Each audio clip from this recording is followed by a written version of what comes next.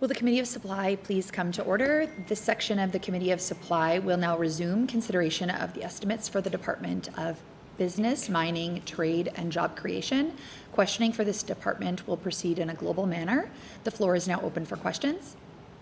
The Honourable Member for La Vérendrye. Thank you, Honourable Chair. Maybe to ease us into it, I think the Minister was in the middle of describing the number that the government is forecasting for the real GDP growth for the coming year in our budget, or their budget.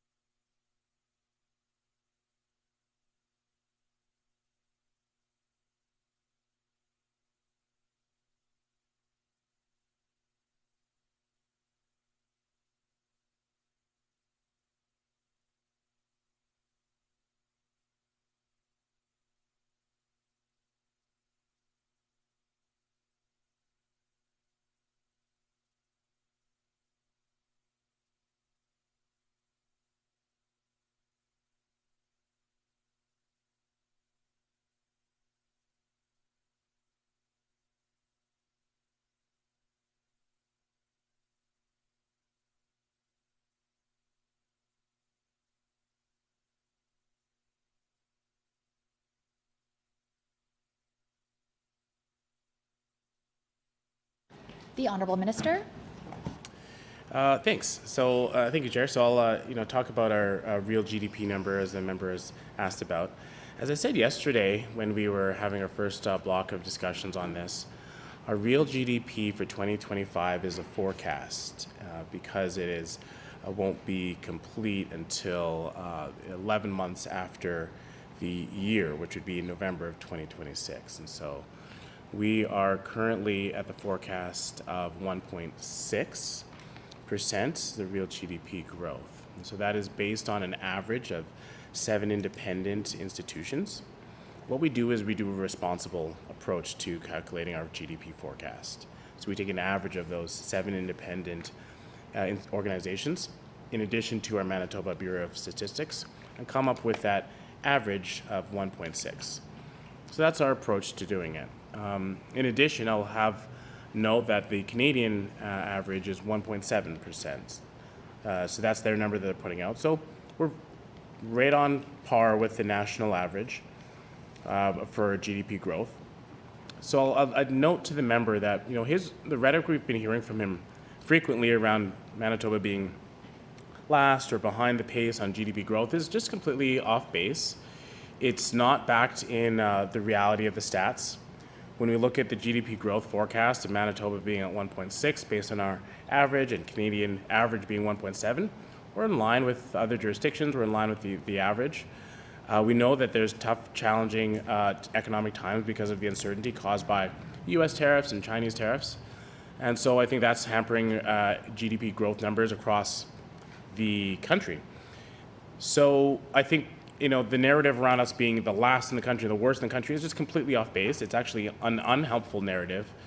It's not based in reality, or in the stats don't back that up. And so I would encourage the member to make sure that he updates his stats, uses more accurate information, and continues to use rhetoric that's in line with what the stats say.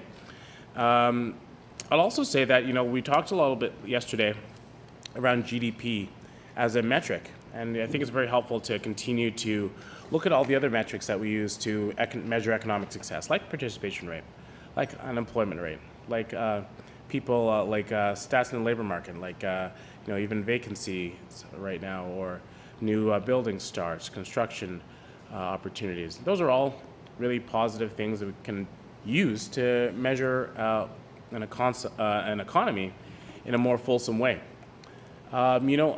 And I'll just use an analogy because I spent a lot of time over the last few weeks watching the Artemis 2 mission a member might have heard me mention it in the chamber once or twice. And, it's like saying, what's the most difficult challenge with going to space?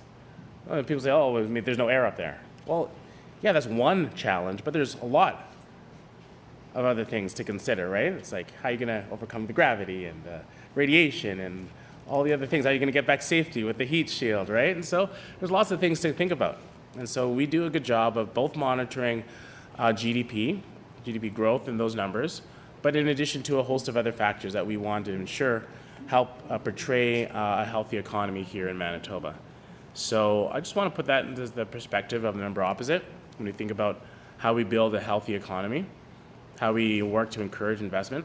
I also want to put that out there in terms of the numbers and the actual stats we're seeing from Stats Canada, from independent institutions who measure GDP and how we make sure that we're using rhetoric that reflects the actual stats and the most recent and updated numbers that we're actually forecasting for GDP growth here in Manitoba. The Honourable Member for La Vérendrye. Thank you, Honourable Chair.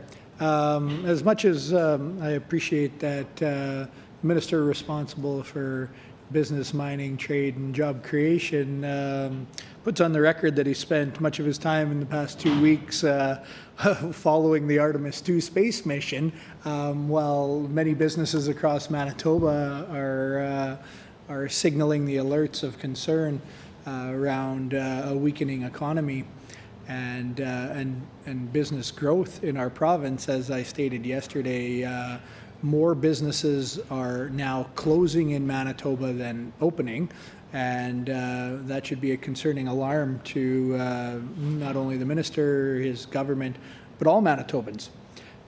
So my question will follow the previous question and those that were asked yesterday, more focusing on the real GDP growth per capita. So I noted yesterday in the final question prior to the one where we were interrupted with time that the minister had updated us on the real GDP per capita at approximately 52,000.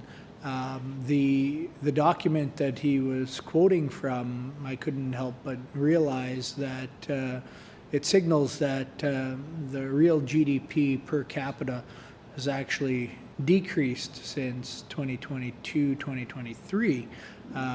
Just like the minister to clarify for us that the real GDP per capita for Manitobans has actually decreased. And as many of us know, many economists do identify as real GDP per capita as a strong indicator of the health of our economy.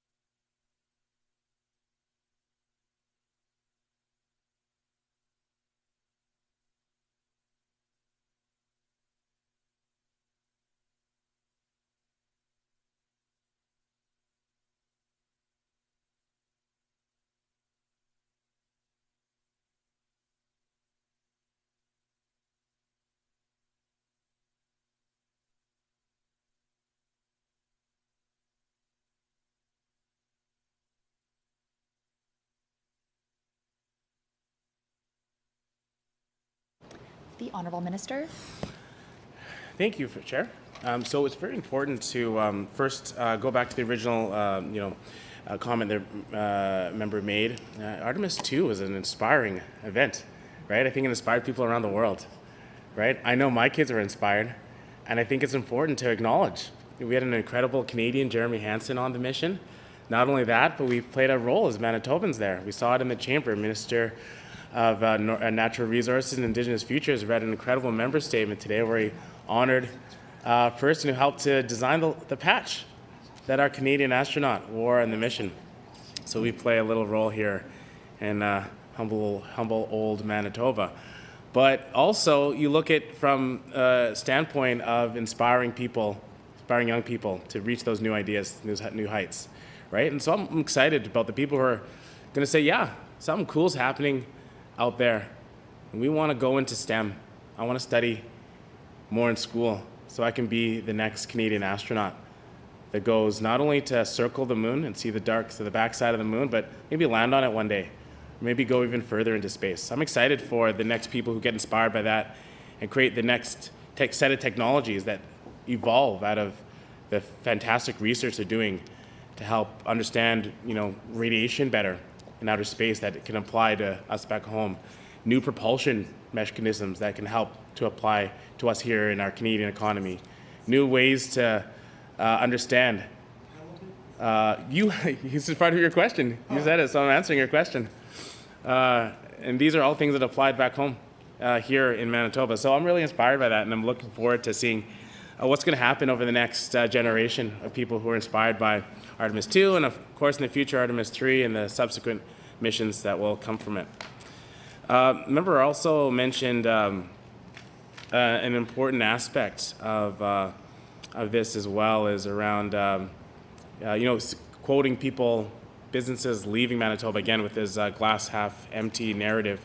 But, I'll push back on that and say that look at the track record over the former government where we saw an out-migration, record numbers of Manitobans leaving the province, right? Manitobans who are here, we've got them in Manitoba, and they would flee to the tune of 10,000 Manitobans would be leaving the province every year to see greener pastures because of a government that wasn't setting up things right for business, for education, driving people out because of cuts, closures, frozen wages, those sort of things, right? And so I think there's a strong impact and turning the tide on that, changing course.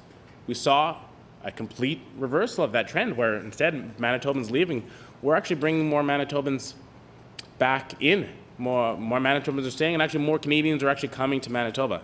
And the significant reason I bring that up, and with relation to your question of GDP growth per capita, is that largely is the reasoning why you're seeing the differences there between the 2023 number and 2024 and 2025. Obviously, as you mentioned, GDP per capita is relation to GDP per the number of people in our province. And we actually saw... Just a friendly reminder to all members, all questions and responses need to go through the chair. Thank you. The Honourable Minister. Thank you very much, Chair, for the reminder. Regarding back to the question, GDP per capita is very much based on the amount of people in Manitoba. So we did see a population increase, particularly between 2023 and 2024, which impacted the GDP numbers. Now, what we've seen is, a GDP growth per capita change relative to 2023, 2024, back when, I think people started to see a government that was more welcoming to Manitobans, and people started to stop leaving and fleeing the country to other parts of the country, started staying in Manitoba and putting down roots. Obviously, that had an impact on the GDP per capita. We continue to see a real GDP growth, but the per capita number changed there between 2023 and 2024. However, I'm happy to say that between 2024 and 2025, we continue to see growth, and actually an increased growth there compared to relative other years.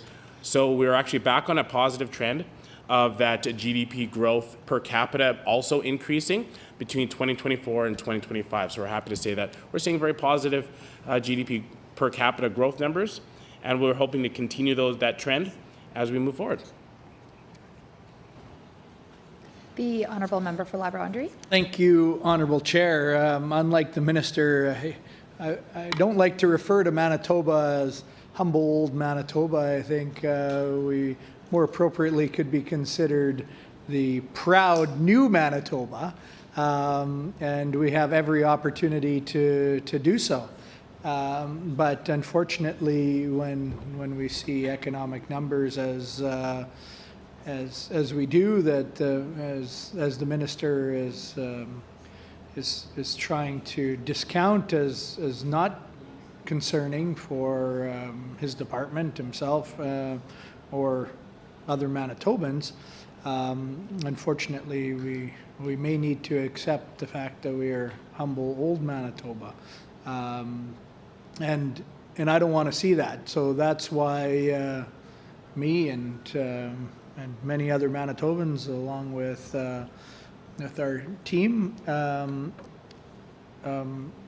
see the value in fleshing out these types of questions. Manitoba currently, and this is statistic driven, ranks 62nd out of 65 when comparing GDP per capita across Canadian provinces and also U.S. states. Only the Maritimes are lower.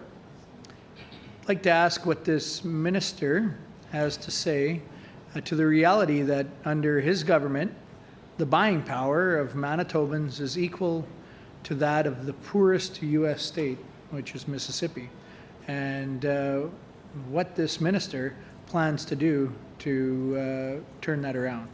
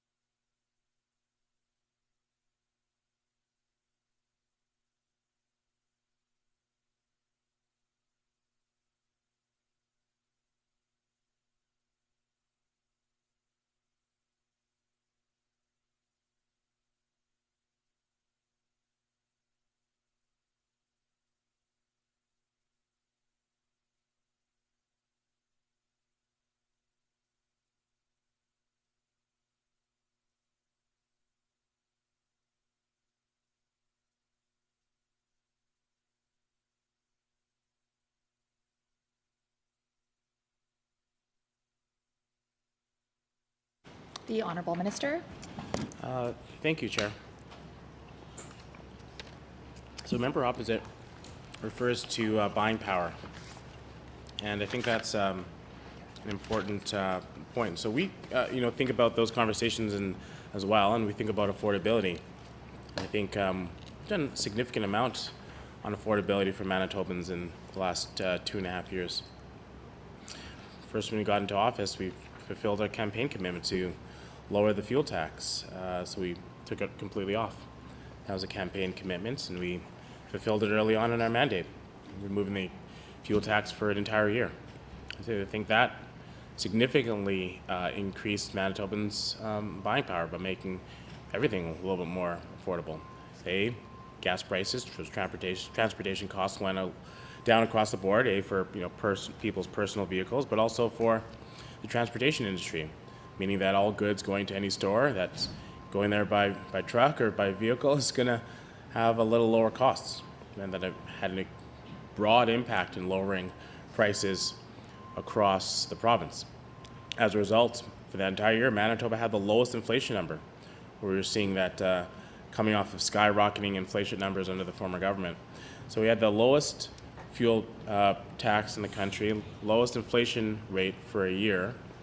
And as a result, what happened? Well, we saw finally the Bank of Canada towards the end of that year lower those interest rates, which meant that, again, our impact of dragging down the national average of inflation helped to then give the confidence for the Bank of Canada to say, look, we're going to now decrease those interest rates numbers, which then made any homeowners or folks who are relying on those interest rates for their mortgage to help those make that more affordable. So I think Manitoba played an outsized role in impacting affordability, not only for Manitobans, but effectively for Canadians. We didn't stop there. We did a strong job of improving affordability when it came to freezing hydro rates as well. And we continued that with this budget, where we made a significant impact by taking off the PST off of grocery. So we're taking a significant role in terms of buying power for everyday Manitobans. On the business side, we do that as well, and for workers as well. Obviously, you would have seen our ability to take the PST off of manufacturing equipment, front-loading a credit to businesses, meaning that they have more capital to invest in their businesses, helping them to expand more, to grow more, to reinvest in hiring more Manitobans. That's our approach to making sure that we have and can keep up with our ability to have that impactful buying power, as the member refers to it, and make sure that we can remain as competitive as possible. I'll also point out to the member opposite in terms of Manitobans' ability to have buying power across our province and across our country, is that we have a stat here about our average weekly earnings. The average weekly earnings year over year has gone up by 3.5%. So that's the average weekly earning. It's gone up by 3.5% year over year. That's way ahead of the CPI number. So people are earning more here in Manitoba, meaning that we have more buying power, and we can actually put our dollars to good use. That's what we talk about when we say our economy is not only built on getting Manitobans more jobs, but good jobs. So we're very proud about the fact that we're working with businesses, collaboratively with the business community, to implement activities like that, but also bring forward initiatives like Manitoba Jobs Agreement, which ensures that we have more good jobs for Manitobans in sectors like the construction area, and working to ensure that they have good jobs, safe workplaces, and that they can have the right training to train not only the generation of workers today, but the generation of workers for tomorrow.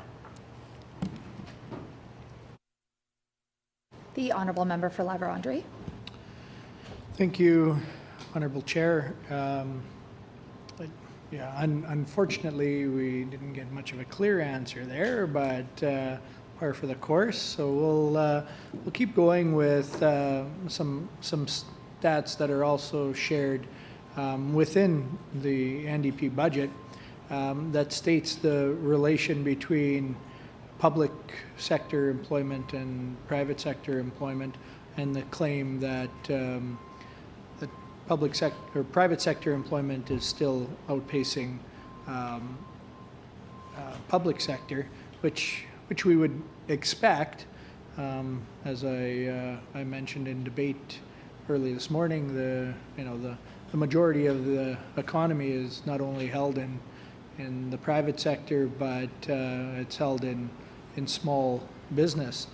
So we need to be mindful in the government's representation of that. We've discussed the meager growth of the GDP in Manitoba, and whether we use the projected external numbers that we've seen published, or whether we use the budget's projections. That's a difference between 1.1%, which is speculated, and the 1.6% that the minister has stated. Either or, when we compare it to the size of government and government spending, we've seen a 5.7% increase in the size of government. So my question to the minister is whether or not he sees that to be sustainable, and at what point should we expect to see under his leadership and this government that GDP growth will meet and hopefully outpace the size of government spending growth.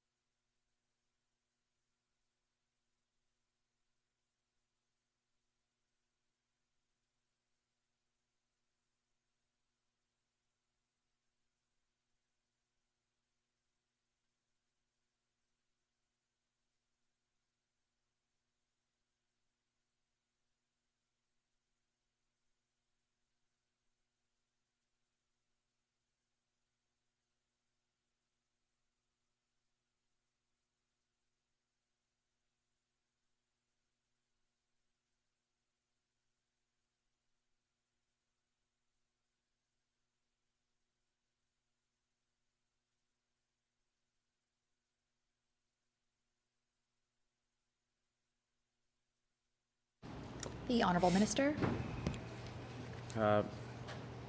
Thank you. So I just want to maybe get clarity also. The member mentioned 5.7%. Is that referring to just government? That was in the 5.7%, you said public growth of government employees? Is that what you were quoting, or is it public sector employees? I'll just answer really quick. I won't wait. The Honourable Member for La Vérendrye. Thank you, Honourable Chair. That's the increase of government spending. The Honourable Minister. Okay, thank you for that clarification. Okay, so what we look at often is we look at our private sector and public sector throughout our entire economy. So not just what may be listed as core government employees. Obviously, our broader public sector include a lot of folks part of healthcare agencies or other organizations that are more broadly considered part of the public sector. And then separate from that, we look at just the private sector. So depending on how the member might be considering it, might be just core government employees, which might be slightly different. But what we have here is we look at the broad entire Manitoba economy. So I just have some few numbers for the member to look at. Comparing both the public and private sectors, for 2023, roughly the private sector employment growth was roughly triple. Sorry, maybe, what would that be? Quick math here. That'd be maybe 5 times actually higher than the public sector growth. In 2024, it would be over double. The private sector would be over double the public sector growth. And in 2025, the private sector would be about 5 times higher than the public sector growth. So we're seeing significant increases in private sector growth over public sector growth. So the narrative that the only job growth is being increased as public sector wages is completely a false narrative. And an example of that is just the job growth in the last month. We said there's just under 11,000 new jobs created, about 10,800. Almost 100% of those jobs were in the private sector. Nearly 100% of those jobs were in the private sector. The largest category of jobs is in the construction sector, which, as member opposite would know, would be, again, by and large, private sector jobs. So the narrative that only jobs are being created in the public sector is just is an inaccurate narrative. And so I think members should really dive into some of those numbers before putting forward that sort of commentary. Having said all that, I'll also just stand up for, I think, the really good work that folks in the public sector do. Those jobs are really important. They're really important, particularly the jobs in education that educate the next generation of people who are going to be entering into our labor market. The jobs that are caring for people in our economy, people who aren't able to get full employment, or the people who are retired and trying to live out their golden years, or caring for the people who are sick and in our healthcare system. Those are really important, not only to the fabric of our society, and not only to our ability to say, yeah, this is who we are as having a proud public healthcare system, something who we are as Canadians and as Manitobans. I think it's really important to put a shout out to all those people who do that good work, and to all the folks who do really important work throughout all of our public sector areas, whether that's people who work in our department of business, mining, trade, and job creation, or whether that's the folks who are fighting wildfires when the times get tough, or fighting floods, or working really hard to make sure that we stay strong in a variety of areas throughout our government and our society. So I want to shout out all those folks too. And linking it back to the private sector jobs, I've heard from many business leaders who've said having strong public services is actually a value add to their business, to their private business, because if they know they can attract employees from other parts of the country and tell them, yeah, you're going to have a good education system here in Manitoba, that's really an added bonus. They can say, yeah, you're going to have a good healthcare system if you come to Manitoba, that's an even better sell. And I think that's really important. So I want to make sure that we get on the record that, yeah, we're having incredible record numbers, number 1 in the country when it comes to job growth, by and large, mostly driven by private sector job numbers. But at the same time, we're very proud about the public sector that's doing incredible, really hard and really important work for Manitoba. The Honourable Member for La Vérendrye. Thank you, Honourable Chair. Unfortunately, I wasn't given the opportunity to clarify my question before the Minister burned 5 minutes to explain absolutely nothing. Honourable Chair, I'd apologize if my question was misrepresented, because it had nothing to do with private sector employment versus public sector employment. I highlighted that the minister within the budget had highlighted growth in the private sector, which we all can appreciate, knowing the strength of our economy is built on private sector employment. I never said anything of comparing one to the other. What I was comparing is general economic growth in our province, so using the GDP number as economic growth. So I'd like to highlight the growth of our economy in comparison to government spending. So my question was, if the minister views it as sustainable that we can have 5.3% increase in the growth of government spending in comparison to the 1.1%, or he'll argue 1.6%, whatever number he wants to pick, 2%, 3% of GDP growth, which is represented as economic growth. The basis of my question is, is it sustainable for Manitoba to see a government spending far outpace the growth of our economy? And how long is that sustainable?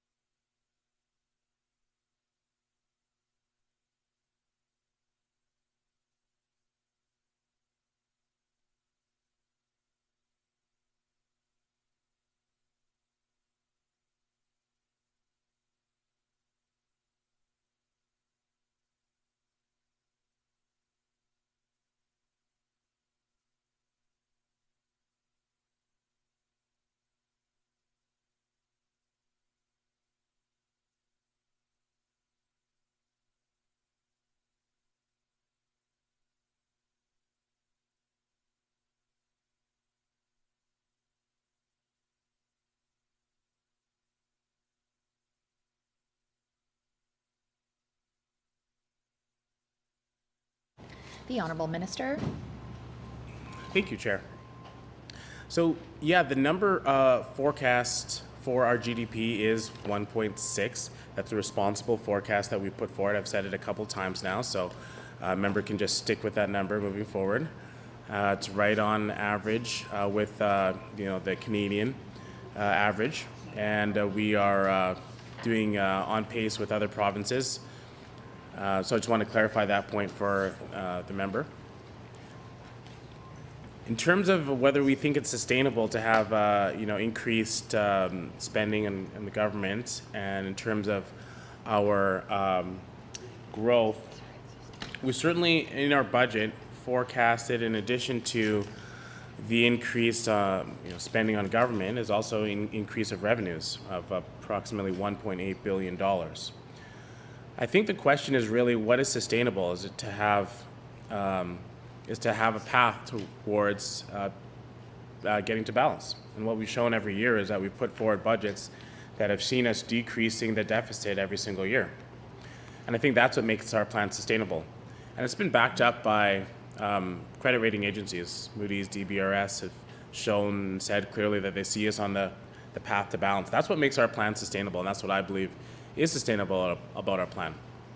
So we look at both, obviously the spending, but the revenue side as well. And like I said, when we look at revenue and we look at our forecasts, we look at it at a very reasonable level, right? We look at an average of independent private sector institutions that forecast our GDP. We take an average of them. We don't take the highest, we don't take the lowest, right? That's a responsible approach. That's how we come up and help to build the forecast for what our revenue is going to look like. We saw revenue forecast projected in this year's budget of bumping up by about $1.8 billion, which means that we're on track to continue to gradually work towards getting towards that balanced budget. Obviously, this year we see that we've reduced reduced our overall annual deficit on our budget, and we'll do a really good, strong job of being able to deliver on that for Manitobans, as our track record suggests. And so I think it's really important to understand that sustainability question as one that's not just based on expenses only, but it's based on the full picture of how we plan for our expenditures, our revenues, what our GDP and our growth is going to look like as an economy, as a province, how we make sure we plan for sustaining good services that Manitobans rely on, and how we at the same time make sure that we have strong economic opportunities for businesses and workers to find success. So we do that all together, and I think that's what makes our plan sustainable, where we can find and build those really important strategic investments in economic development, where we can invest in the services that we Manitobans count on and rely on, all while delivering on what we have what are some of our commitments, like reducing the fuel tax, like freezing the hydro rates, and like working towards a balanced budget, which we've shown a track record year over year of actually bringing that deficit number down. By the way, the deficit number that was left in a huge fiscal mess from the last government. But I won't touch on that much because I want to make sure we can get to all the questions a member would like to. But just suffice it to say that that's what I look at is sustainable, our plan that encompasses all those factors and builds on something to create a plan that is going to be able to put Manitoba on a more sustainable path. The Honourable Member for Labrador. Thank you, Honourable Chair. And I'm going to start jamming a few questions into a single here so that we're able to get through some more. Because what I was leading to with that question is identifying that it's not sustainable, and I think anybody who balances their personal balance sheet for their household income can realize that when you have expenses that outpace your income by nearly 3 times. It's not sustainable. Something else needs to make up for that revenue. And the minister looks over to me as though that's confusing, but it's the facts that are portrayed in the budget that the minister, together with his government, has presented to Manitobans. It's clear as day. The money comes from somewhere else, so that is feasible to carry on day-to-day operations of the government. I would argue that it isn't sustainable, but I'll update the minister where that money comes from, and it comes from transfer payments and equalization from the federal government. That's something that's grown by over 30% within the last year alone, and something that's grown or ballooned, I should say, by $1.8 billion, making up 37% of the province's revenue. I think we can all identify that is what considers us a have-not province, and I think clearly explains the difference between economic growth and government spending, and how that's feasible, but I would argue that it is not sustainable. So we've heard the minister, we've seen it portrayed in the budget, we've heard the premier speak to making Manitoba a have province. So I'd like to ask the minister, at what rate do we need to see the economy grow? So, the GDP growth at 1.6, 1.7, to whatever the minister portrays it to be. Could he highlight for us, because it's only going to come through business development and job creation that we can increase that economic growth number, so that we can claw our way out of the dependency that we see on transfer payments from the federal government. So could the minister please inform this committee as to what rate of economic growth we need to see so that we can eliminate our dependency on federal transfers, because I think the more globally acceptable and recognized indicator for have or have not province is the dependency on transfer payments. So if the minister could update this committee on what percentage of growth we need to see to turn our province from a have-not to a have, and at what point does this minister foresee that being a reality?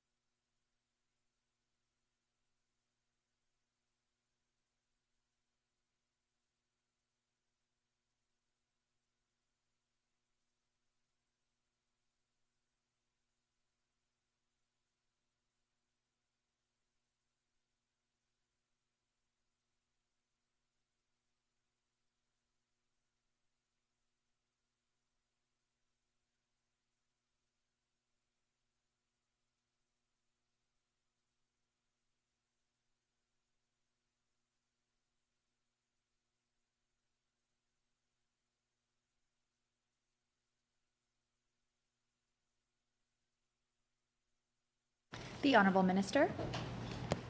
Thank you, Chair. So certainly I want to just clarify a point that member opposite made that just to clarify, I believe our transfer payments are about 1/3 roughly of our as a percentage of our total revenues, which is roughly in line with the former governments as well. So just want to make that point to clarify that this is roughly in line with what has happened in previous years as well. To be crystal clear on that point. In regards to our economic plan to grow our GDP to be, quote, half province, it's the challenge there is to also indicate what the GDPs are going to be looking like in other provinces as well, right? So we are certainly going to be planning on growing our GDP to outpace our neighboring provinces, but the challenge around giving a concrete number to that is that concrete number is can only be effective if it is relative to what is happening in other jurisdictions. So I wouldn't be able to provide a concrete number to this discussion today, but certainly would want to be able to tell you that this is our goal. This is our goal as part of our economic development strategy, to grow our GDP, grow our economy in a real and meaningful way.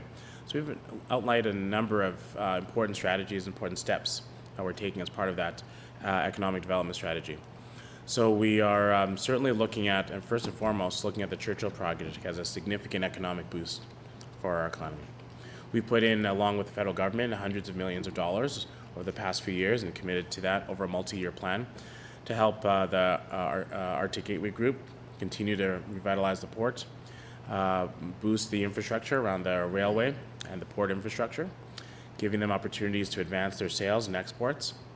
On top of that, we're working hand in hand with the Major Projects Office and the Prime Minister's Office and the Minister of Natural Resources in Canada to further advance the project and working with them. As we do that, we're building out strong partnerships and relationships with First Nations and Métis to ensure that they have a key and critical role in the success of that project from an economic standpoint. And at the same time, working with northern partners, rural partners at different levels of government. And then most importantly, or I wouldn't say most importantly, but also importantly, we're working with private sector individuals to ensure that we can make sure that we have the economics of the project and the port, the Churchill Plus project, covered so that this can be an economic success. And then therefore go to the member's question around growing our GDP at a faster rate than other jurisdictions. And at the same time, as part of our economic development strategy, we've also launched a number of initiatives that help to boost our GDP faster than other provinces. Things like removing the PSD off of manufacturing equipment to help manufacturers and those exporters put more capital into advancing and growing their business. We've changed and modified and improved and expanded our SBVCTC program. That's the Small Business Venture Capital Tax Credit, which ensures that more innovators and small companies have the tools and resources they need to get those dollars and those seed dollars in to help stimulate their creative idea, getting it from the level they're at right now to the next level where they can become the next great Manitoba success story. We've also ensured that we've brought in more capital financing through our Trade Growth Investment Financing Program, TGIF. This is a financing program to help get more capital dollars out to businesses and ensure that they have the resources they need and that capital is not going to be the barrier for businesses to grow in Manitoba. On top of that, we're bringing together numerous tables particularly around the connection between education and people getting into a labor market to help address the needs of skill gap. We're also working to improve our apprenticeship system, not only through a modernization plan, which we've been rolling out, but also through increased funding, an additional $7.2 million into the apprenticeship branch so that more skilled people can get their training right here at home. That means, in fact, I believe it was the largest investment in the apprenticeship system in the last decade. So that means that more people can get trained. Our track record is actually up in 2025 that we had a record number of apprentices go through our training program, a record number, highest level of apprentices getting trained this year. And on top of that, we put $7.2 million into our apprenticeship system to train even more in the future. So all these things together help to boost our GDP and hopefully outpace our competitors so that we can eventually become that province where we see our economy really thriving in the national scene. The Honourable Member for La Vérendrye. Thank you, Honorable Chair. You know, these questions come from a place where we and I can identify the significant growth potential of the economy of Manitoba. We see it in so many different sectors that we can be leading our province, but instead we, you know, the minister has highlighted, you know, referring to Manitoba as humble old Manitoba, and numbers that are weak but stable. You know, and that's concerning when we see the potential for growth in Manitoba. When we see how significant the dependence on the federal government and transfer payments from other provinces is, and comparing that to a neighboring province like Saskatchewan, who's really been their economy growth has been led by only a couple things. That's a government that has a willingness to reduce red tape in the regulatory process and getting out of the way of business growth and development, and potash, right? So then when we hear from the minister who's responsible for mining, the great potential that we have for mineral development in Manitoba, comparable to the potash reserves and extraction development of that resource in Saskatchewan, it leads me to think that you know, potentially there's some consideration as to the trade-off between federal dependency and economic growth in our province. So I'd like to pose the question quite blatantly, that is the minister, when he's considering changes that industry calls on for eliminating or limiting some of the barriers to growth, you know, is the dependency right now on federal support a consideration? Are we drafting budgets and policies around the trade-off that we'd have to give in the short term between economic growth and federal dependency? Because if we slightly grow our economic position in Manitoba, we slightly reduce the amount of transfers that an equalization payment that is fed to us each and every year by the federal government.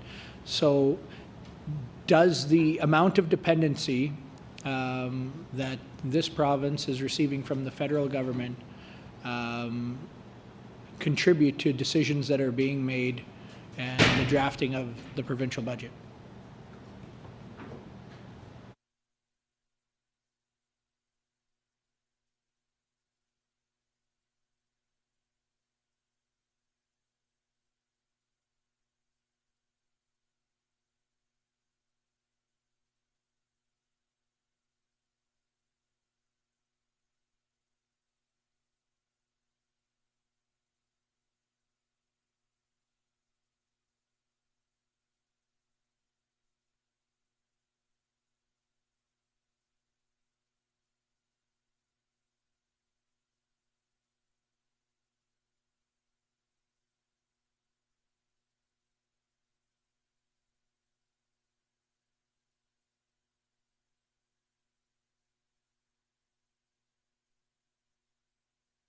The Honourable Minister.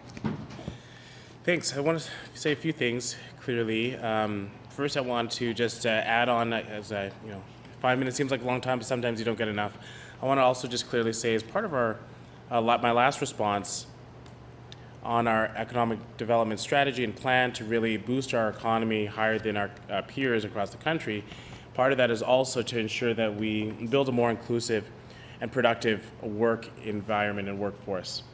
So that's a really important aspect. We want to really also focus on building up more Manitobans to increase their skills, therefore increase their productivity, get more people trained and into these the workforce, people who might be on the sidelines of the workforce, get them in. That will help to continue to build our economy and outpace some of our peers. That, and conclude onto my previous response. As this question the member asked, and just to touch on a couple of points, I think humility is very important. And so I think I would tell any young person, stay humble and work hard. I think that's a really important key to getting ahead. When it comes to potash and other resource development projects, it's important for us. We're actually having incredible success in our resource development and mining projects here in Manitoba. Part of our focus is, as part of our critical mineral strategy, is to really advance many of these projects. And we have, I think, a record number of projects that are moving ahead over the next 24 months. And so, including a potash project here that is we're incredibly proud of, and is going to be doing great things this year and moving ahead. And so we're taking advantage of our natural resources, whether that's potash, whether that's nickel, copper, zinc, gold, lithium, and we're moving ahead with many of those. Projects are getting online over the next few years. We've got many more that are in advanced stages, and these are all record numbers because of the dedication and commitment of our team to develop them, to work in collaboration with businesses and with local First Nation Métis communities, and do so in a way that not only gets projects up to the starting line, but across the finish line. That's our goal. And of course, also, let me be clear to the member that we are focused on economic development, not on federal dependency or support. We want to grow our economy. We want to grow it in a strong and good and positive way, a way that enhances Manitobans' ability to participate, find success from our economy with good paying jobs. And we'll continue to focus on that work as a Manitoba economy. And I think not only all those resource development projects that I've said, but I'll just go back and highlight again that Port of Churchill project, which we think is a really strong economic opportunity for us in Manitoba here. Being the only province in the prairies that has the access to tidal water is a huge advantage for us, and we want to take advantage and see if we can live up to that opportunity. Now, for years, I think the last government really failed to understand the potential of that opportunity with the port project, and I think squandered away a lot of time not developing it. So we're trying to not make that mistake. We're working collaboratively with First Nation, with Métis partners. We are working with institutions, with the private organizations and private companies. We're also working with different levels of government. And I know that there's a track record of the former government picking fights with levels of government, whether it was picking fights with the mayor. I think we heard some members across the way call it Brian versus Brian. But, picking levels with other levels of government like the federal government. Instead of picking fights with the federal government, we're working with them to try to actually benefit our economy here in Manitoba. So working with them, with their major projects office, to see if we can advance the Port of Churchill project in a real and meaningful way. So that's going to help our economy grow. That's going to continue to grow our economy, which is, again, our focus, I'll say that very clearly, to grow our economy to benefit people of Manitoba with more good jobs and more opportunities to find success here in every corner of our province. So we'll continue to do that work. And I think that answers the questions the members had in his last opportunity. The Honourable Member for La Vérendrye. Thank you, Honourable Chair. The Minister had mentioned projects that will pull us into a favourable economic position out of federal dependency into a position of a have province. Could the Minister list those projects that he spoke of? I know Churchill has been mentioned. There's some costs associated with that project as well as others. So the projects that this Minister deems as province building to get us into a position of no longer reliance on the federal government, would he be able to provide that with the committee, for the committee today, a list of those projects along with the cost that they carry for the government.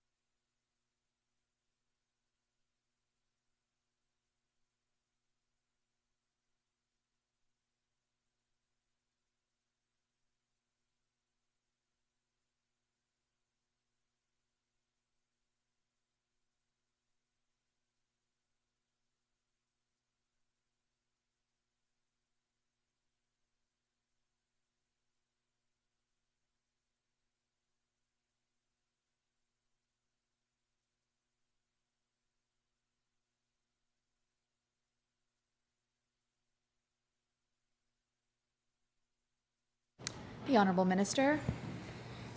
Thank you, Chair. So there's a number of projects that I'd love to highlight for the member opposite. And these are just not an inclusive list. There's certainly other projects that we've been working on and advancing, but I'll give you a sample of some of the projects that I think are great. This is a good opportunity to tell Manitobans some of the really good work that we've been doing to grow our economy here. So in the mining space in particular, we've got 4 new mines that we're advancing and hoping to get off the ground and get into production cycles over the next few months, 24 months roughly, 2 years or so in that ballpark or so. Obviously the Alamos Gold is already under construction, and they're hoping within 24, maybe a little longer, to actually become into production. Padcom, our potash mine, is operating, but they have not been commercially operating in terms of that commercial standpoint. So the potash mine is certainly going to be there as well.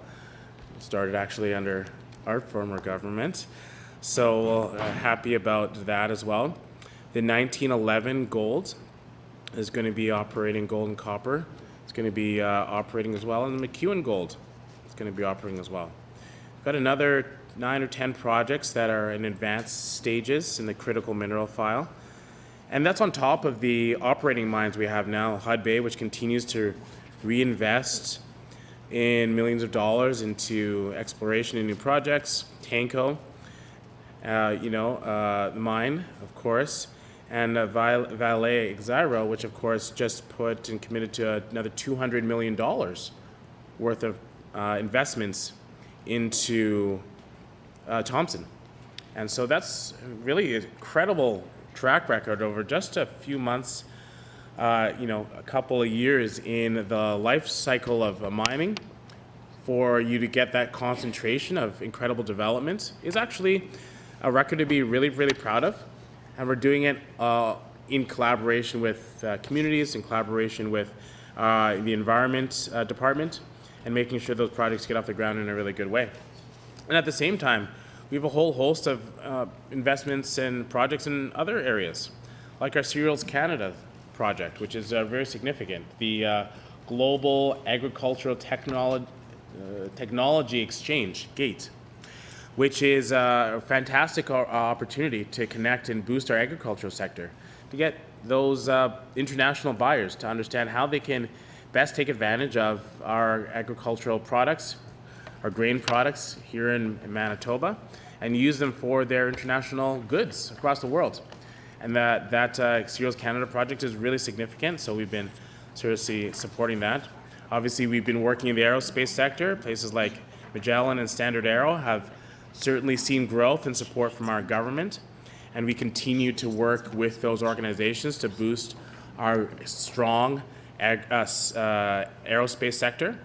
We've been supporting the VTC, that's a Vehicle Technology Center, which is working collaboratively with our post-secondary institutions like RSC Polytech to do good work to advance technologies around vehicles, which is a leading sector here, where we have actually a number of OEMs that are actually manufacturing right here in Manitoba.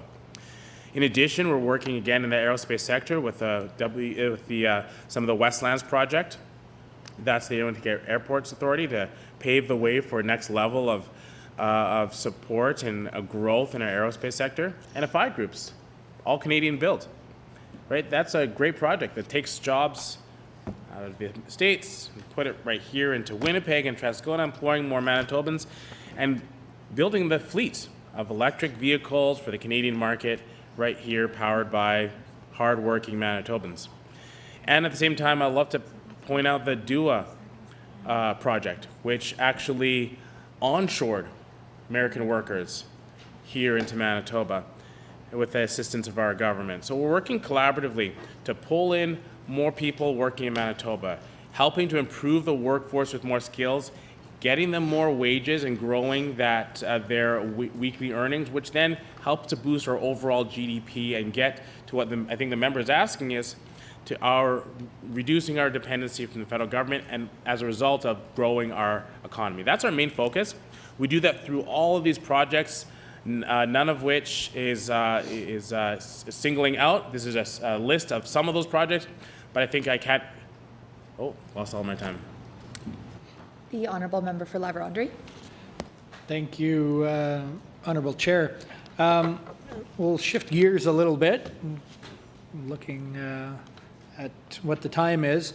But before we do so, the Minister, I didn't have an opportunity to ask it, but the Minister had mentioned it a number of times, the elimination of PST on manufacturing equipment. So since this has been introduced in the last budget, would the Minister be able to update the committee on the dollar value that has been able to take advantage of the elimination of PST on manufacturing equipment?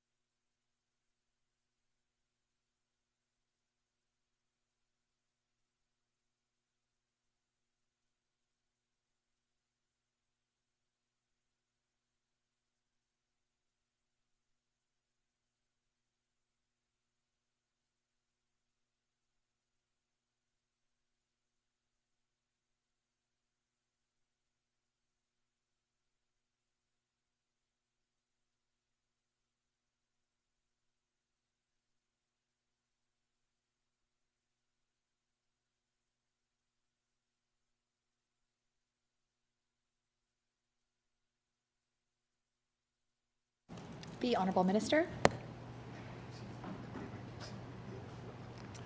Thanks. So I just was about to say before the time expired that I didn't want to end off that list of projects without saying the Port of Churchill project. So I'll just leave that there as concluding my last thoughts. As for this question around the PSE off of manufacturing equipment, I thank the member for highlighting. I think that's a really well-received project and announcement.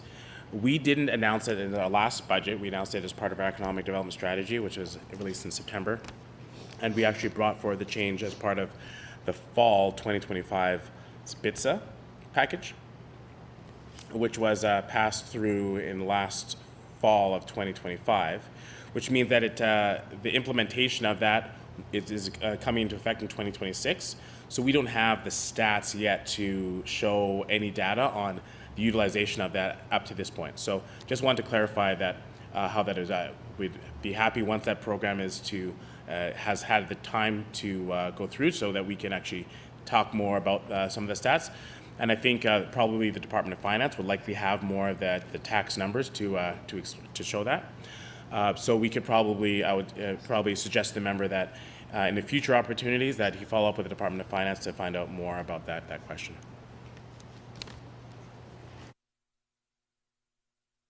The Honourable Member for La Vérendrye. Thank you, Honorable Chair, and thank you to the Minister for clarifying that, because I've now heard for over a year from the Minister that it's a big flagship win on tax savings for Manitoba manufacturers, which in fact, Manitoba manufacturers haven't been able to see the results of that program. But I'll move on, to something that has been glaring within the budget and also from speaking points of the minister, and that's the Port of Churchill. The budget states the government, in partnership with the federal government, is investing $272.5 million to be exact in Churchill, and $262.5 to upgrade the rail line and build a storage facility, and another $10 million to attract investment. So, I think Manitobans, as we saw the most recent survey that just came out, I believe it was yesterday, and I'd have to look back for the exact source, but it says these nation-building projects in partnership with the federal government have about a 50% buy-in from the public. So there's about 50% that view that it's a good idea, about 50%, or then a portion of the remainder that either think that it's a poor idea, or they don't believe that any of these projects will have the result that is being portrayed to them. I think we all can agree that the Port of Churchill and the expansion of a port in Manitoba has great potential for our province. Not only our province, for the entire country. And I think that's why the federal government and people across our country can identify the Port of Churchill as a nation-building project. But as we know, and I'm speaking to the right minister, that in business development you need to have suppliers and you need to have customers. And I think during our line of questioning in the chamber and what we've seen in the media, the explanation of that is what has been most lacking by this provincial government. Mainly it's been the Premier who's gone out and spoken about it the most, but it falls under the responsibility of the minister we have here today in committee. So I value the opportunity to ask that question firsthand. So I think the first part of my question, since there's both sides, as I've stated, that in any feasible business, as what the Port of Churchill will be, you need customers and you also need suppliers to make it feasible, and that's what the port will be. Facilitating between the supply of goods and the sale of goods. So what is the current sum total of the committed private sector investment in the Port of Churchill?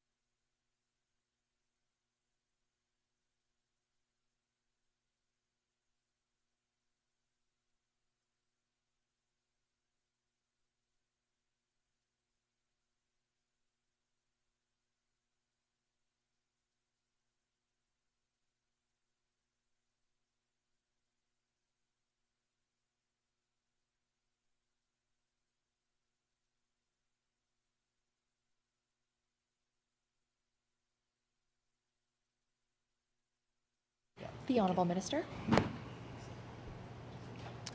Port of Churchill project is really, really important for us, and I think it's great to see that about approximately 80% of Manitobans are on board. I think that's what that latest report showed. 80% of Manitobans support the project, and it's great to see that support from all corners of Manitoba. So we're going to advance the Port of Churchill project. We know it's supported by Manitobans, nearly 80% as the project report said. And we're happy that the Canadians from every corner are understanding and learning more about the Port of Churchill and its opportunities that it has to grow our economy in Manitoba. We'll continue to advance the project because we know it's good for our economy here in Manitoba, Western Canadian economy, and exporters who want to get their goods to more global markets, and the ability to help our North and our Arctic, right? There's a lot of potential in helping to advance resupply missions and make that more efficient for our northern neighbor in Nunavut, or to help to move critical minerals that are coming out of our Arctic territory to the north and bring those down to maybe Western markets or processing in the rest of Canada. And so I think this helps to build not only a Manitoba economy that's stronger, but a one Canadian economy that's stronger. For example, we know that there's been a credible track record of critical minerals being shipped out of Port of Churchill. In fact, Hudbay signed agreements to ship their zinc concentrate out of there, which they've done over consecutive years, and they're actually planning on continuing that up, and I think actually increasing the amount, perhaps even doubling it, to increase their shipments out of the Port of Churchill. It's a massive private sector company, critical minerals here in Manitoba that are using the Port of Churchill to reach their customers more effectively. We know that it has success, it's had success already, and we're building off of that and doing even more. So what our department has been doing is both helping the Arctic Gateway Group and working with the Major Projects Office to do more of just that. AGG has been working very hard to sign those MOUs with groups delivering potash, so making potash in Manitoba and in Saskatchewan, signing those MOUs to have that product come out of the export out of the Port of Churchill. Working with Saskatchewan and Manitoba governments, to understand how they can all utilize the port more and ship and match our products here to international customers. That's why it was important for us to reach out to European ports like Antwerp and like Rotterdam. And our team, through Business, Mining, Trade, and Job Creation, helped to facilitate those meetings where we were actually in the room working with those ports and collaborating with their customer base and our port here that can link to our supply chain here in Manitoba and our suppliers. So we're happy that we were able to announce an MOU signing between the Port of Churchill and the Port of Antwerp and the Port of Churchill and the Port of Rotterdam to link up their customers with our products. And that's exactly what we see is needed in the industry and exactly what we're doing and delivering on with those MOU signings. So we are moving that project ahead. And on top of that, we're also working to build out our network here in Manitoba, which is why we signed that ports agreement. The linking between the Port of Churchill, the Airports Authority, Centerport, the Government of Manitoba, all link up to show that we have a connected synergy network. So if you're a manufacturing and exporting business, whether that's in Centerport, whether that's in southern Manitoba, western Manitoba, and you want to export out, there's a pathway for you. We've got partners around the table who want to help make that a reality. And so there's I think all the players around the table are eager and looking for synergy on this, and we're helping to collaborate that all together. And so I think that's really important to signal to send. Of course, as the member would know, the AGG is currently running the port. They're an organization that is 100% Indigenous owned. They're run by the combination, their board is a combination of the 41 Indigenous and Bayside communities. That includes 29 First Nations. And so I think it's really important to signal not only that do we support Churchill and Churchill Plus project as we advance it with Indigenous communities, with First Nations and Métis, with the federal government and with the private sector, but we're all doing it in a way that brings them all together so we can all see the economic benefit from the project in the Port of Churchill. The Honourable Member for La Vérendrye. Thank you, Honorable Chair. Just to clarify that response, I'd like to know, and the committee would like to know, what is the private sector, because the minister has highlighted that it's a partnership, a government, Indigenous, and private sector model, and the Premier has gotten up on a number of occasions and stated that. So I realize that that the project is nowhere near the point of rubber hitting the road or steel hitting the track, but what is currently the amount of private sector investment that this project has been able to obtain, at least if not in actual dollars, but in committed funds? So.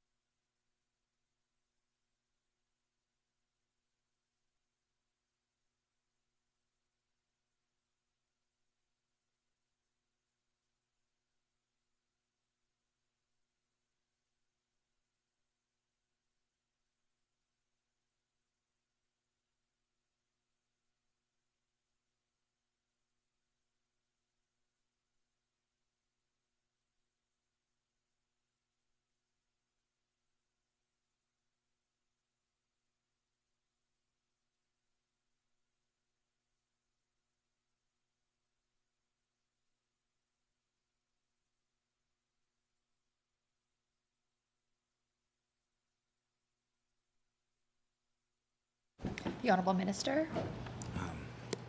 Thank you. So AGG, who is operating the port, rail side, and the marine tanker center, obviously spent a lot of time working to upgrade the port, increase their sales, their business, making new deals.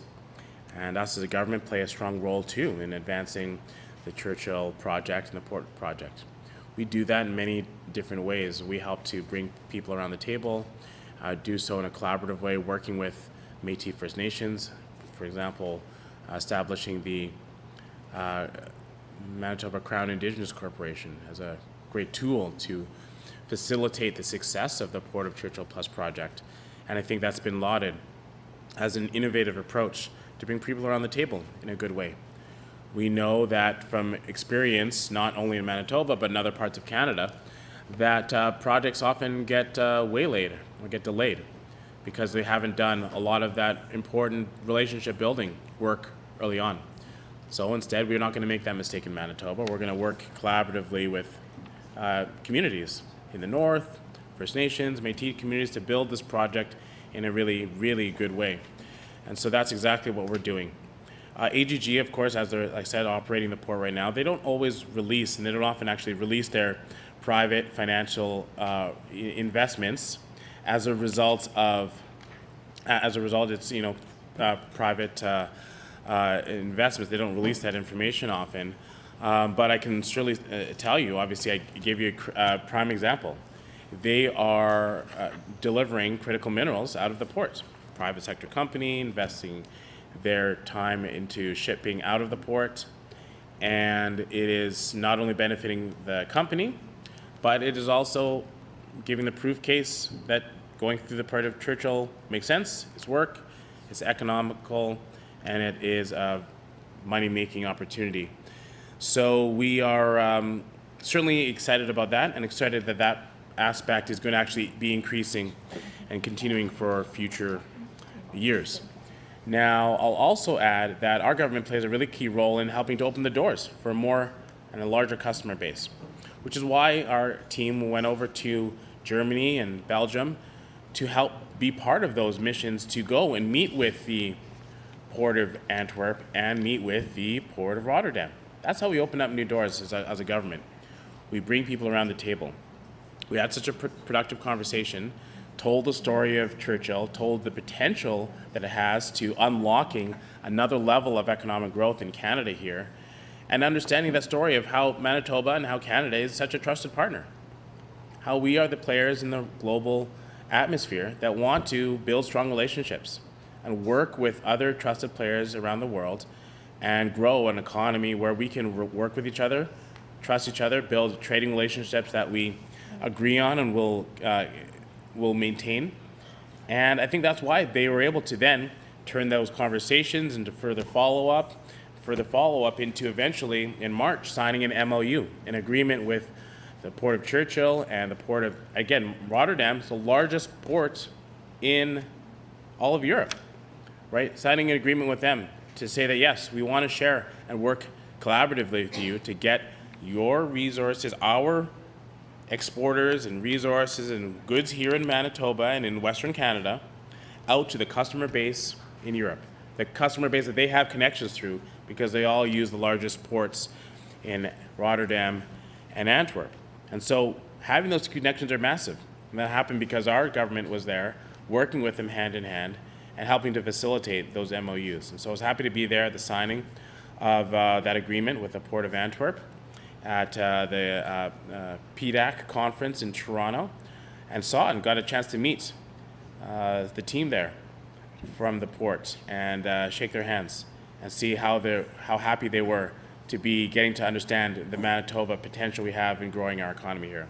So to answer the member's question, like we don't, the AGG doesn't put forward all of those private sector investment finances that they have, but us as a government are very happy to be working collaboratively with Indigenous, First Nation, Métis partners, federal government, private sector partners to advance the project forward and make sure that it benefits all Manitobans. The Honourable Member for La Vérendrye. Yeah, thank you, Honorable Chair. It's concerning that we can't get any numbers out of the minister in regards to what the investment so far is in the Port of Churchill, because it is a business. You know, I think every Manitoban that would be paying attention or listening to this realizes that when you go to your community and want to start a business, or you go to the bank to secure the funds to start a business, it can't be about just handshakes and storytelling, right? Like that. That's the initial groundwork to see if there's a feasible plan there. But the this minister, along with the Premier and the current NDP government, is going out and saying they're far past the point of this being an idea. This is a nation-building project that is going to turn our province from a have-not province to a have. So we're past the point of discussions and coffee shop talks and shaking hands with those that may potentially be customers or may potentially be receiving ports in Europe. This project, for how the Premier and the Minister are representing it, is far past that point, and it's to the point of actually needing to know what the numbers are, who's investing in it, and where the products are going. What the products are, what are the products, how are they getting there, who's investing in it, how much money is it taking, is it going to be our tax dollars, is it going to be federal tax dollars, which every Manitoban realizes there's only one taxpayer. So I think we can agree, is it tax dollars or is it private investment, and how much it is.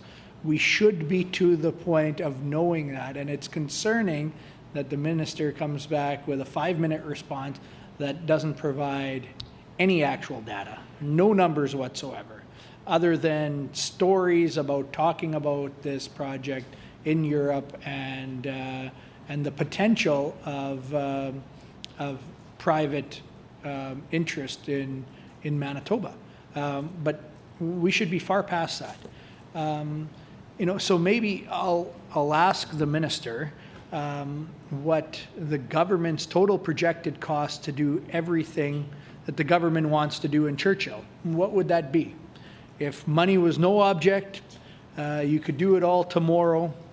What's the government's magic number? What is it going to cost? to make Churchill happen. I think there should be some planned numbers there. You don't need, if the minister says private investment doesn't want to give out what those numbers are, we should know what it's going to take to start shipping products out of the Port of Churchill, what those products are, to the point where we project it as a nation-building project, right? Not what it is today, what's going on there today, what the desired outcome is. What is that going to cost?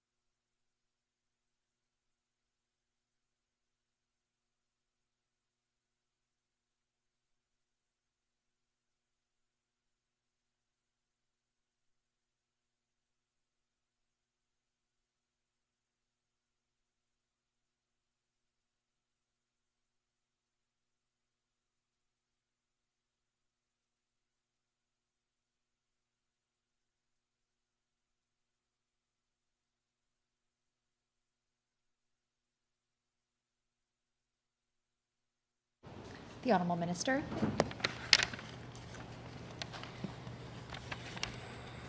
So, yeah, our government has, along with the federal government, has spent is over 5 years $262.5 million on Churchill. That's what states in our budget. In addition, we're going to have a $10 million catalyst fund to help catalyze this. So over the next year, to ensure that we can take advantage of every opportunity. You know, I don't really understand why the member seems to be so down on the Port of Churchill project. It seems like it's not something that you're really advancing or supporting, right? And it's the narrative is, you know, very funny. It seems like it's such an economic win. It's a, you know, no-brainer that we would want to capitalize on this opportunity. But, you know, members opposite seem to have a narrative that they aren't really in favor of it. And it seems to make sense, right? You look at the track record of the last of their time in government, right, where they didn't do a single thing with the Port of Churchill. In fact, you know, when they needed their help, when the Port of Churchill folks needed the help, the last government wasn't even there to be there to support the Port of Churchill. So it's disappointing to see that. And now they seem to be calling them out and saying that they're complaining that when we're actually trying to support the project, working in a collaborative way with the federal government, the major projects office, and the private sector to really say, hey, should you be doing this or not? Well, yeah, I think we should. 80% of Manitobans agree with us that this is the direction we want to go in. So I'll continue to do that work, and, you know, I'll continue to make sure we're having those face-to-face relationships. Shake hands. Apparently, member opposite doesn't like that either. So it's important for us to have those personal relationships. And you know what? Especially after COVID, after the pandemic, it's more important than ever to have those in-person relationship building activities to make sure that we, as they say, relate before you negotiate. And the deal is, you know, you really want to understand that you're making an investment in people, not just in product. And so we spend a lot of time making sure that we're not only bringing forward good projects for Manitoba, but that we're working with good people, trusted partners. And so we're going to work with more trusted partners in Manitoba. And that's why we want to continue to work with people and with groups like the folks in Rotterdam, who are certainly one of the largest ports in Europe, in Antwerp, and build on their connections along with our connections here. Member also is looking for some magic number. If we had a magic number to wave a wand and say, put this together, what would that magic number be? Well, governments don't work on magic. It works on hard work. So we actually have to crunch numbers, put things together, work collaboratively. We can't just rely on magic, as the member opposite is hoping we would, and I hope that, one day in the future, if we ever have the opportunity to be in government, that he doesn't rely on magic to just run his numbers. I certainly hope, Manitobans would hope that members opposite wouldn't be relying on some sort of magic trick to run the numbers. Maybe that's how they did in the past. Maybe that would explain a lot about how they ran their previous government if they just relied on magic. Instead, those are electric platform. Maybe that's the ideas that are coming through their current campaign ideas, where they brought forward an idea that wasn't costed, right? A plan, an idea, financial plan, an idea to supposedly help Manitobans that was completely uncosted. How are they going to balance the budget on that? Was it magic? I certainly hope not. Manitobans certainly hope not. I think they'd expect more from a major political party than just relying on bringing forward ideas that they're going to put forward to Manitobans and hoping that they balance the budget by using magic. But maybe I'll move away and just conclude my remarks on this comment by saying that we're taking the Port of Churchill project really seriously. We are working on it as a major priority for us, as a way to grow our economy. That is being true to who the people of Manitoba are. People who work really hard, who want to see us advance projects that we can grow in ourselves in a collaborative way. So we're doing it in that spirit, working with First Nations as part of our Crown Indigenous Corporations, and working with the Métis as well. Working with independent companies who are interested in and private companies who are interested in that project, working alongside major players like the federal government through the Major Projects Office. And so we'll get the project moving ahead. We'll continue to work, and as the member would be well aware, in the conversations the Premier has had with the Prime Minister, he set out that ambitious goal of having LNG through the port by 2030. So we'll work towards that. We'll continue to work to build the port in a good way and make sure it benefits Manitobans. The Honourable Member for La Vérendrye.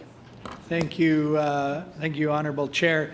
I definitely didn't portray it as magic, or that magic would be at play. This is just proper planning, projection on what the project would be. I didn't say magic, but I did say if money was no object, and that I thought would allow the minister to portray this project in an actual financially feasible model, which clearly there is no financial direction for the project.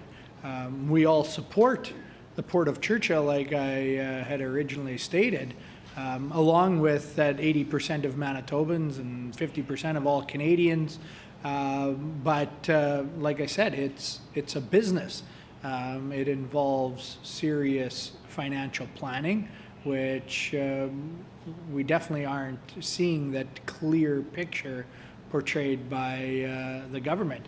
The minister commented on making handshake deals, or not handshake deals, they're not even deals, they're just handshakes and conversations with people that may be recipients of products at another port in Europe, and discounting that.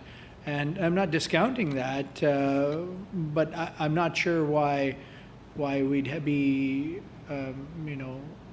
claiming to have conversations and portraying that as a win and part of the project development, when we saw that this minister was unwilling to sign a memorandum of understanding with our neighboring provinces to have a pipeline built, a pipeline built in collaboration together to the Port of Churchill, something that we could actually see as a supply of product that could be exported to other countries through that port.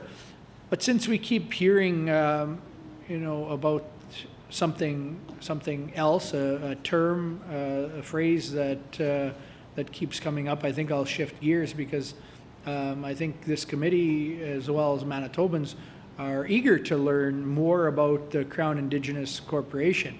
It's something that the minister has continued to bring up in this committee, as well as the premier. We've been hearing about it for quite a while now, yet it's not in this budget. So I'd ask if the minister can provide any information about the Crown Indigenous Corporation that the premier and this minister claims will be central to the development of Churchill. We continue to hear about the Crown Indigenous Corporation, but there is nowhere to find the Crown Indigenous Corporation.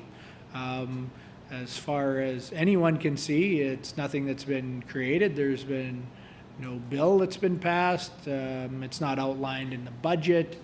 It's apparently central to the development of the Port of Churchill, essential to the development of the economy of our province. Crown Indigenous Corporation is a term we keep hearing over and over again, but we cannot find it. So would the minister please be able to explain to this committee what the Crown Indigenous Corporation exactly is, where it exists, who's part of it, and how it'll be central to the development of Churchill. So I know that the minister is signaling some departmental staff, so I'll maybe use the rest of my time to make sure that the department, as well as himself, has heard what my question is, because there's a few different parts to it, but basically, or essentially, we'd like to know what the Crown Indigenous Corporation is, where it exists, why it hasn't been brought in by legislation, when it would be, and if it's central to the development of the Port of Churchill, how it's going to interact with the Port of Churchill, and why we have yet to see anything about the Crown Indigenous Corporation.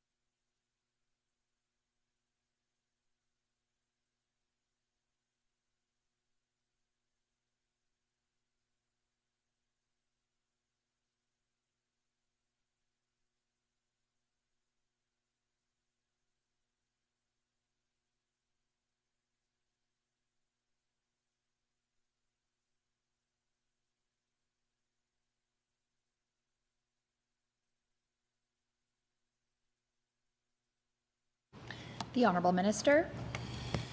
Thank you. So I'm going to talk about the Crown Indigenous Corporation, but first I just want to flag that, in the member's previous question, maybe an hour ago, he was asking about sustainability and the sustainability of government spending. But now in his last question, he poses things as if money was no object. What sort of line of questioning is a member going from? One minute he's talking about sustainability of financing, and they're saying, oh, if money was no object, right? What are we going to do, right? I don't think that's any way that, we should be thinking about the public purse, right? We've got a responsibility to manage this with utmost care to ensure that Manitobans know that their money is going to be spent wisely, right? And that's what we do through our government. We take detailed care to ensure that we spend the money as wisely as possible, and investing in services like fixing our healthcare system that was damaged after many, many years, staffing up our healthcare system, ensuring that we invest in more good jobs for Manitobans so people have the economy that we want to see for our future, while also ensuring that we deliver on the affordability, because we know Manitobans have had a particularly hard challenge right now. And so we're meeting those three challenges with this strong budget that we put forward in 2026. And we are certainly not taking the approach that money was no object. We are certainly advancing them in a fiscally responsible way, where we not only see that we have significant milestone achievements in each one of those fronts, but we also presented a budget that offers the lowest deficit number in the entire country. That's why I would submit it's the best budget in the nation. And so I think that that narrative is not the most positive one. And for the members of the committee, through you, the chair, I would submit that Manitobans would be well served if members with that sort of rhetoric are not in charge of the public purse in future years. Now, when it comes to the Manitoba Crown Indigenous Corporation, this has been established. It has been established with an interim board. The board is engaged with the Canada's Major Projects Office, and they're working on a market sounding study currently. It continues to work collaboratively with First Nations in the Manitoba, and we certainly view the Manitoba Crown Indigenous Corporation as a historic project and an approach to setting and securing Churchill Plus as a project that works collaboratively with Indigenous nations that will help us as Manitobans create opportunities that we think will be first of its kind. The Manitoba Crown Indigenous Corporation will be a true 50-50 partnership, one that works directly with the private sector and the proponents on this project in Churchill Plus. We'll ensure that this project has a major benefit for First Nations, Métis nations, with the goal of having long-term economic success. That means long-term jobs, revenue sharing, and working on things like all-weather roads. And so as we continue to advance the project in real and meaningful ways by working with collaboration with the MCIC, the Manitoba Crown Indigenous Corporation, we certainly view this as a historic approach that will be able to reap benefits that haven't been seen in other projects of its type. Now, I think if you look at the example of other jurisdictions, both around in Canada and other around the world, where oftentimes First Nations are the last people to the table, or only told, advised as an afterthought. And we've seen what lasting impacts those decisions have made. I think we don't want to go down that road, because we now know that there's a better path. There's a path to ensure that when we have a project that succeeds in Manitoba, it can benefit all Manitobans. So we are taking this approach of working in more of a true partnership mode, a 50-50 split through this Crown Indigenous Corporation.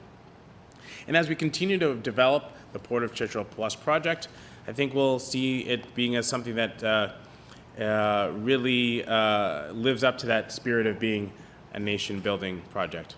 I'll just conclude by saying that it might be worth continuing that conversation with Minister responsible for Natural Resources and Indigenous Futures, who will also have a role to play in the Manitoba Crown Indigenous Corporation. The Honourable Member for La-Vérendrye. Thank you, Honourable Chair. And since we don't have much time, I'll ask my question very quickly so that maybe we can get a very quick response. But would the Minister be able to answer why the MCIC isn't outlined anywhere in the budget with a line item, and who are the current interim board members?